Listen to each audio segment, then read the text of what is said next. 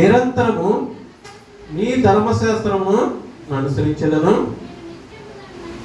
నేను నిత్యము దానిని అనుసరించదను. ఇక్కడ నిరంతరం ఏం చేస్తాడంట? నీ ధర్మశాస్త్రం అనుసరిస్తానని చెప్తున్నాను. ఈ ఉదయకాల సమయంలో లోకంలో ఎన్నో శాస్త్రాలు మనకు ఉన్నాయి, కానీ ఇక్కడ కీర్తనకారుడు చెప్తున్నాను ధర్మశాస్త్రం, దేవుని ధర్మశాస్త్రం పాటిస్తానని చెప్తున్నాడు, అనుసరిస్తానని, నడుచుకుందునని ఇక్కడ మనకు ఉదయకాల సమయంలో చెప్తున్నాడు. దాన్ని అనుసరిస్తానని చెప్తున్నాడు. చాలా మంది ఏం అనుసరిస్తారంటే ఉదయం మంచి ముఖం చూడాలని వాటిని అనుసరిస్తూ ఉంటారు, లేకపోతే పలానా టైంకి బయటికి వెళ్ళాలని వాటిని అనుసరిస్తూ ఉంటారు, లేకపోతే పలానా మంగళవారం పని చేయకూడదు, లేకపోతే పలానా శుక్రవారం పలానికి డబ్బులు ఏదో ఇవ్వకూడదు, ఉన్నాయో లేదో ఈ లోకంలో.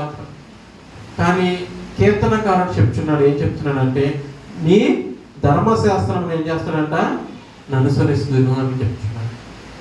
ఈ లోకంలో ఎన్నో ఆచారాలు ఎన్నో ఉన్నాయి. కొంతమంది అయితే బండి తీసామని ఎవరన్నా పెద్దవాళ్ళు కానీ ముసలివాళ్ళు కానీ భర్త చనిపోయిన వాళ్ళు ఎదురవుతే బండి అక్కడ ఆపేసి నుంచుంటారు.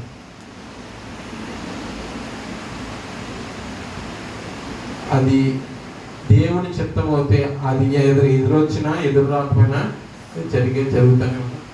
హల్లెలూయా. నువ్వు నమ్మి విశ్వాసం దేవుడి మీద ఉంచాలి, కానీ ఈ లోకం ఆచారాలు కట్టుబాట్లు ఆచుంటారు. దేవుని ధర్మశాస్త్రాలను అనుసరించాలి. దేవుడు చెప్పాడు వెళ్ళొద్దని, ఎవరిని ఎదురొస్తే వెళ్ళొద్దని చెప్పాడా? చెప్పలేదు. మంగళవారం ఈ పని చేయొద్దని చెప్పాడా? దేవుడు ఇచ్చిన ప్రతిరోజు మంచిదే.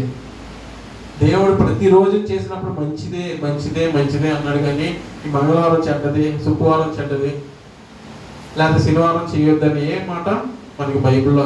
ఇక్కడ కీర్తనకారుడు చెప్తున్న మాట ఏంటంటే